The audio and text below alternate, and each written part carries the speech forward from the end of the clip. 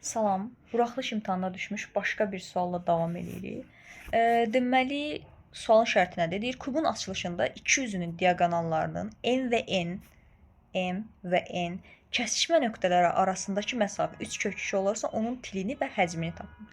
Əslində çox sadə sualdır.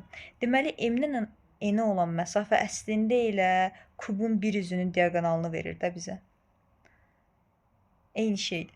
Deməli, buna əsasən, bunu bildiyimizə görə biz buranı 3 kök 2 götürə bilərik. Bura 3 kök 2-dirsə, tərəflər də bilirik ki, kubda zaten bərabərdir. Daha doğrusu kvadratda. Kubun bir üzü kvadratdır. Onda tərəfləri bərabərdir də.